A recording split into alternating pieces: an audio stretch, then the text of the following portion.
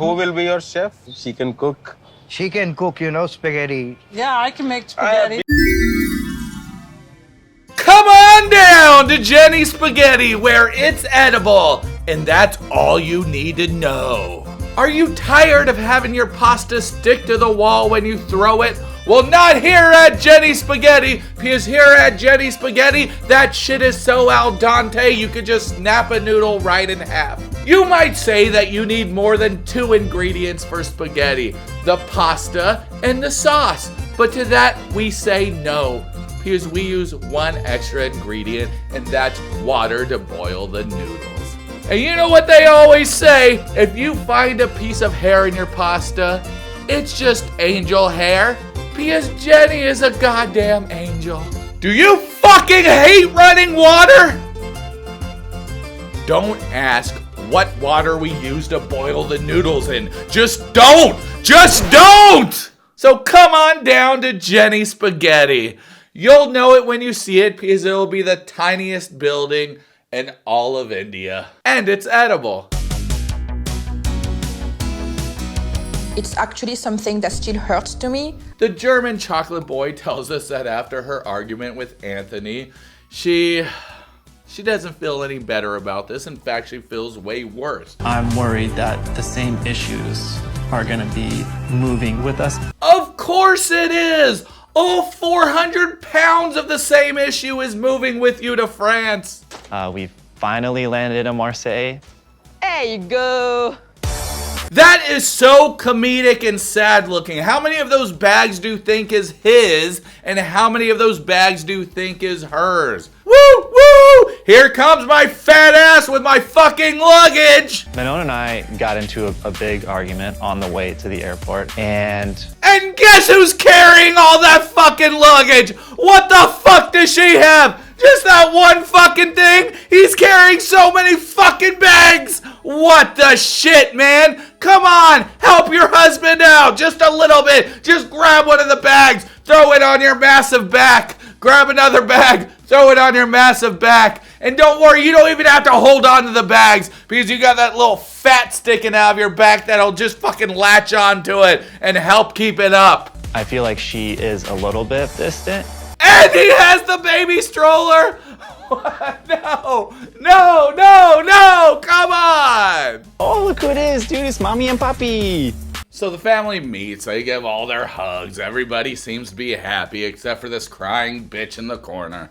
Benji, c'est mamie! C'est mamie Sabrina et Papi Loulou! Everybody's going towards the kid, and the kid's like, I just woke up, man! Get away from me! Give me my bottle first! Much like an alcoholic, he has to have some of the good stuff before he can interact sociably. Non, il s'en va pas, non!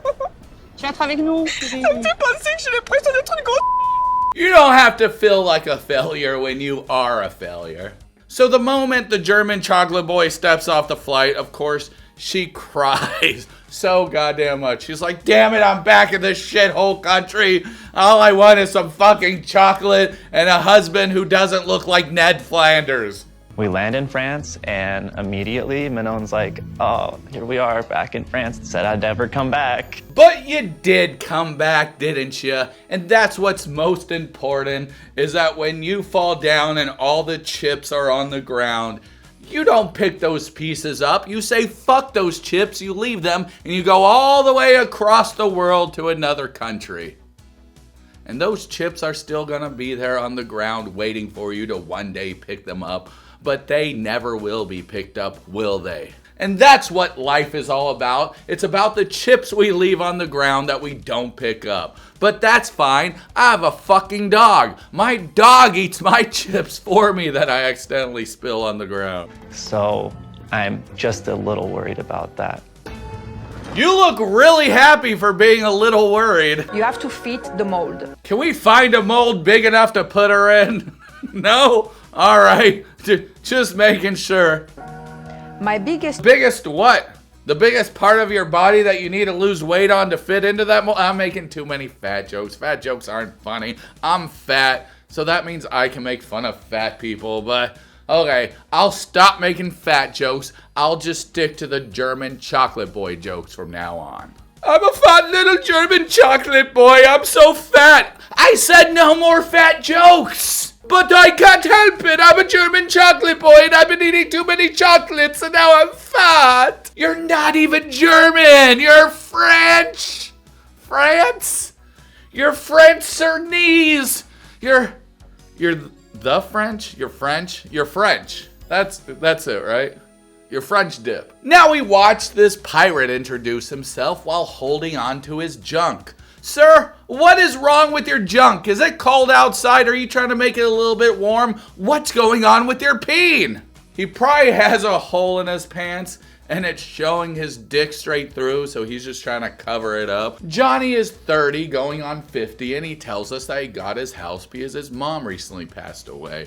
That's not happy, that's kind of sad. What pirate owns a house? I just arrived in no, I can't say it.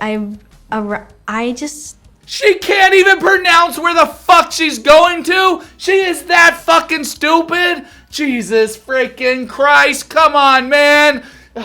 How dumb are you? It doesn't matter. Does any of this shit matters? Because she's going to go see a pirate that only wants her booty. They meet, they hug, they kiss. He looks way older than her.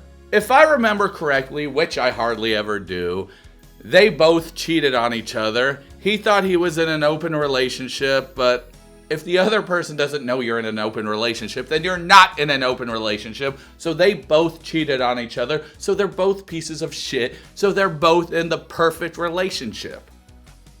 That's how that goes, right? I'll actually pay for the water bill if we get hot water. He starts calling her spoiled because she wants hot water, but it's a cultural thing. We just have hot water here. It's in all the taps. It's in everything. You just turn on the hot and it comes to you. I don't know what showering would be like without hot water, even if it is hot outside, because he's like, oh, it's like 90, 80. The coldest it gets is 70. No, I'll pay the $100.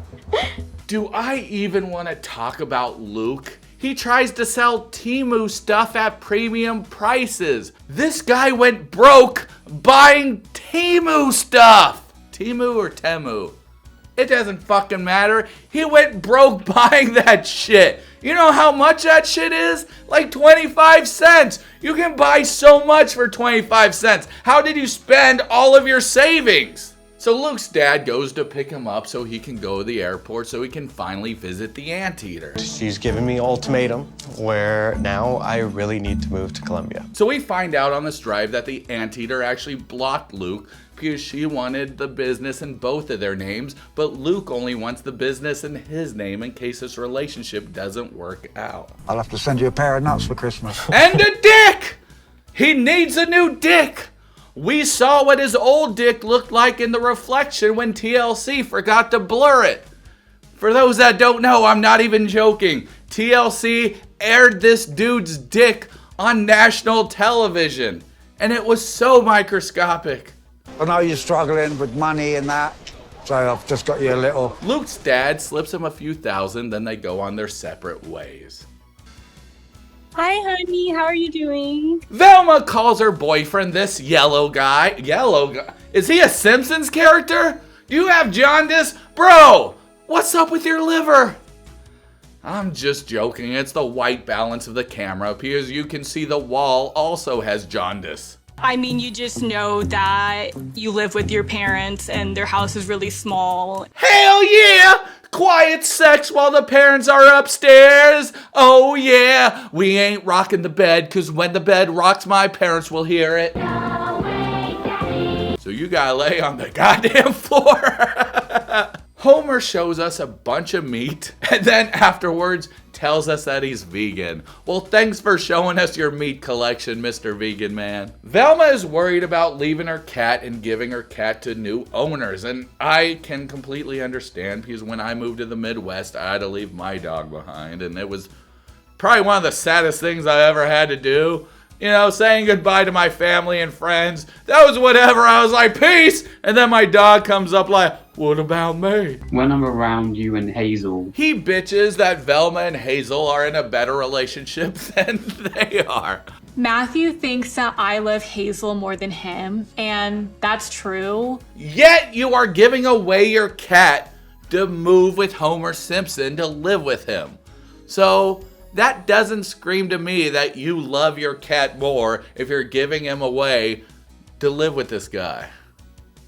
That's just me. But that's where this episode ends. So we see a lot of new faces that we've never seen before in the 90-day universe. And I know what you're saying. You're like, hey, Dee-man, you forgot to cover Sumit and Jenny. And to that I say, I don't want to. Jenny should just retire. Instead, she's opening up a whole fucking restaurant to sell Jenny spaghetti. I don't want Jenny spaghetti. There's vomit on my sweater already. It was very good spaghetti. Oh, shit. What did y'all think about this episode? I thought it was alright. It was okay. Nothing really big happened. We got to see more of the German chocolate boy and their struggles. And I don't know. This season so far is okay. I like meeting new people, and it doesn't feel as scripted yet as the other series tend to be. Alright, guys. This has been Dee-man Johnson III, and don't forget that I'm proud of you. You're doing a great job no matter what, so always keep it up. Don't forget to like, comment, subscribe, and do all the things. Do all of them. And in the great words of Rust Reality Recaps, yes, it is unlimited content, but I don't want it. Take it back, TLC. Take it back.